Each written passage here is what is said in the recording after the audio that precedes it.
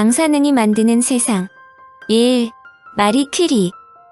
오래전에 포스트맨은 배를 2번 올린다라는 영화가 국내에 상영된 적이 있었다. 당시 이 영화를 수입한 회사에서 원래 생각하던 영화 제목은 우체부는 배를 2번 올린다였다고 한다.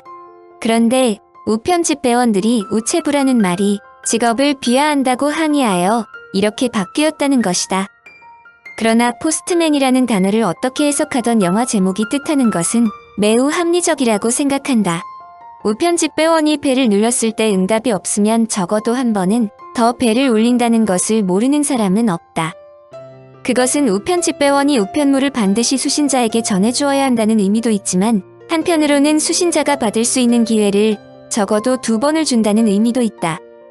일상생활에서 가장 자주 쓰이는 말 중에 하나가 3세번이라는 단어가 아닌가 한다. 가위바위보나 어떤 내기를 했을 때 3세번은 많은 사람이 결과에 수긍하도록 만드는 마술적 힘을 가지고 있다.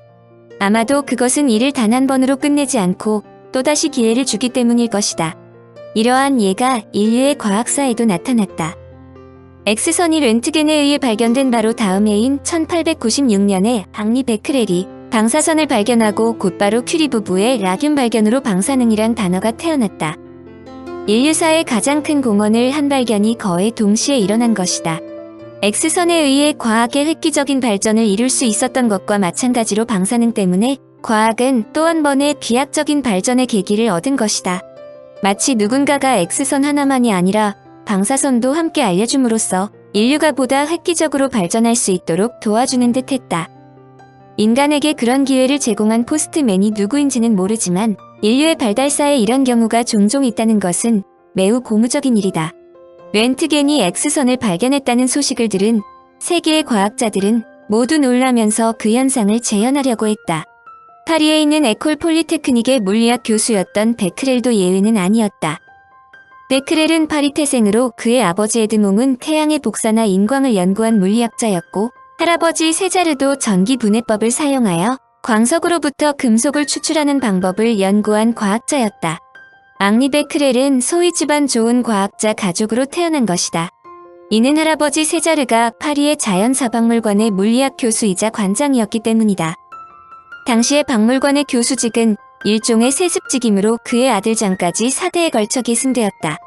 교수직을 4대에 걸쳐 계승했다는 것은 오늘날 관점에서 보면 다소 이례적인데 베크렐은 부모의 도움으로 교수가 된 것은 아니다. 베크렐이 당대의 최고의 천재학교로 알려진 에콜 폴리테크니크에 입학했기 때문이다. 과거는 더욱 경쟁력이 심했는데 현재도 에콜 폴리테크니크에 합격하기 위해서는 적어도 10대 1 이상의 경쟁에서 이겨야 한다. 여하튼 베크렐은 부모의 지원에다 공부도 잘하여 1872년 에콜 폴리테크니크에 입학했고 1874년 토목학교에 들어가 1877년 토목기사, 1894년 토목국 수석기사가 되었다. 또 1878년부터는 박물관 연구원으로 일했으며 1888년 박사학위를 받았다. 1992년 파리 박물관의 응용물리학 교수, 1995년 에콜 폴리테크니크 교수, 1889년 프랑스 과학 아카데미 회원이 되었다. 베크렐은 형광과 인광 등을 내는 물질이 동시에 X선도 방사하고 있는 것이 아닌가 하고 생각했다. 이는 당대의 유명한 수학자인 포앙카레가 1896년 1월 렌트겐의 연구를 프랑스 과학지에 소개하면서 다음과 같이 질문했는데 베크렐이 그 질문에 도전했다. 포앙카레는 다음과 같이 질문했다. 형광을 충분히 강하게 방출하는 물질이라면 형광의 원인이 무엇이든 X선을 방출할 수 있지 않을까? 베크렐은 포앙카레의 질문을 확인하기 위해 즉 우라늄 원자를 포함하고 있는 황산 칼륨 우라늄이라는 형광 물질이 X선을 포함하는지를 알아보기 위해 검은 종이로 싼 사진 건판 위에 황산 칼륨 우라늄염을 얹어 햇빛에 노출시켰다. 자외선이 황산 칼륨 우라늄염의 형광 물질을 들뜨게 할 수 있도록 하기 위해서였다. 몇 시간 후에 종이를 펼치자 그가 예상했던 대로 건판이 검게 되어 있었다. 베크렐은 이 실험 결과를 토대로 음극선관을 사용하지 않고도 X선을 만드는 것이 가능하다고 생각했다. 그 후 베크렐은 검은 종이로 사진 건판을 포장한 후 어두운 서랍 속에 우라늄염과 함께 넣어두었다. 며칠 후 그가 다시 건판을 꺼내보았을 때 놀랍게도 건판은 전보다 심하게 감광되어 있었다. 이것은 빛을 쬐지 않더라도 즉 형광이나 인광의 발광과는 관계없이 우라늄염이 X선이 아닌 다른 방사선을 내고 있다는 것을 의미했다. 처음으로 자발적으로 물질에서 방출되는 방사선이 확인된 것이다. 그 후 그는 이들 베크렐선이 기체를 이온화하고 또 베크렐선 가운데 어떤 것이 전기장이나 자기장에 의하여 구부려진다는 것을 발견했다.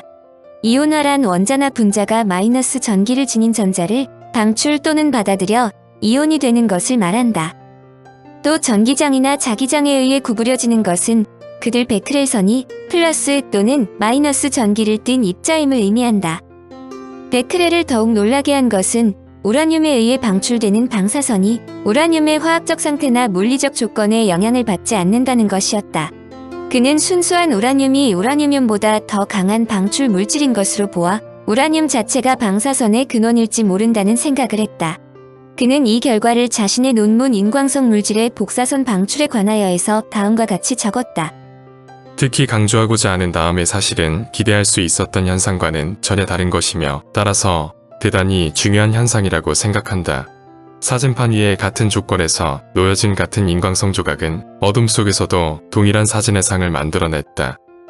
내가 연구했던 우라늄염은 그것이 햇빛에 의해 인광성을 나타내는 것이든 그렇지 않은 것이든 혹은 응고나 주조에 의해 만든 것이든 용액 상태로 있든 모두 비슷한 결과를 나타냈다. 따라서 나는 이런 현상이 이들 염 속에 있는 우라늄 원소 때문이며 순수한 우라늄은 염보다 훨씬 강한 효과를 나타낼 것으로 예측했다. 몇 주 전에 오랫동안 실험실에 놓여있던 우라늄 분말을 가지고 실험하여 이 예측이 맞다는 것을 확인했다. 우라늄 분말의 상은 우라늄염을 가지고 만든 것보다 훨씬 뚜렷했다. 이 당시만 해도 베크렐의 발견이 갖고 있는 엄청난 중요성을 알아차린 사람은 거의 없었다. 추후에 20세기 물리학의 길을 개척한 베크렐을 기념하여 지금도 방사능의 단위로 베크렐가 사용된다.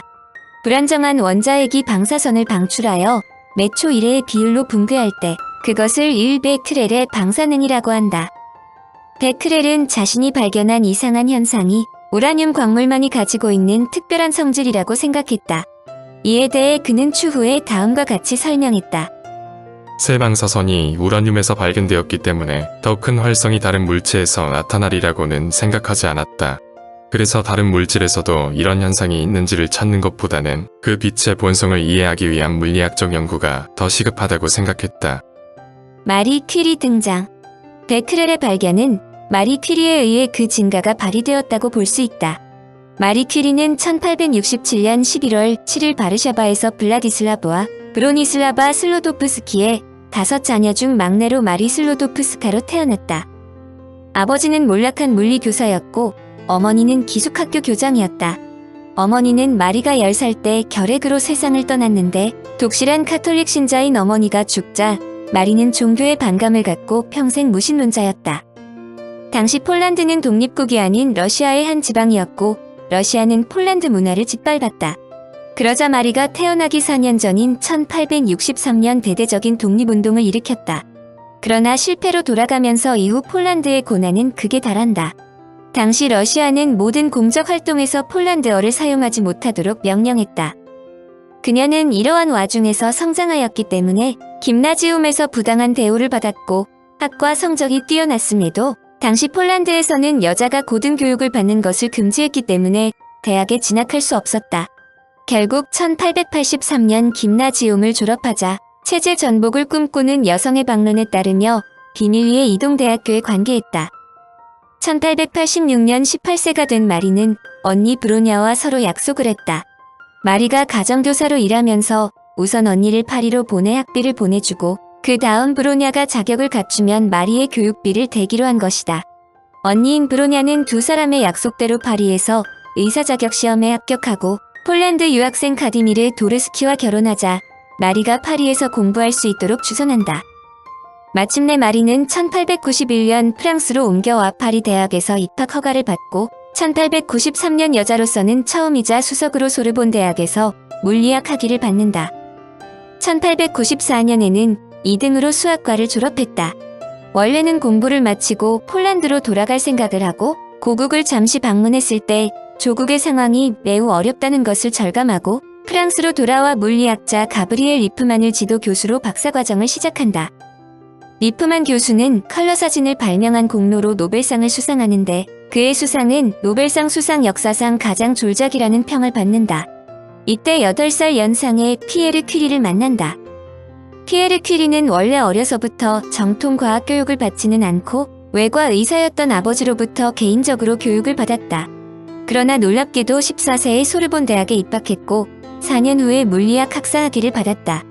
문제는 피에르의 학문적 배경이 엘리트 과학자 군단 소속이 아니라는 점이다. 그가 소르본 대학을 졸업했지만 그는 에콜 노르말, 에콜 폴리테크니크와 같은 프랑스의 천재대학교 즉 에콜 출신이 아니었다. 더구나 가정 형편 때문에 학업을 계속하지 못하고 형 자크 퀴리가 근무하던 고등물리화학연구소에서 실험실에 조교 자리를 얻어 실험을 지도하는 한편 결정 구조에 관한 연구를 하고 있었다. 마리는 피에르의 만남을 다음과 같이 기록했다. 우리는 이야기를 나누자마자 곧 친해졌다. 조국은 달랐지만 그의 생각과 사고방식은 놀라우리만치 나와 닮은 점이 많았다. 그러나 두 사람의 만남은 처음부터 순탄했던 것은 아니다. 그들은 과학에 대한 열정에는 서로 공감했으나 피에르가 몇 번 만나자마자 갑자기 청혼하자 마리는 그의 청혼을 거절하고 방학을 핑계 삼아 폴란드로 돌아갔다. 그런데 피에르는 마리를 설득할 글재주가 있었다. 그는 평소와 다른 필치로 마리의 애국적자로서의 꿈과 과학자로서의 꿈을 두 사람이 합한다면 이룰 수 있다고 설득했다.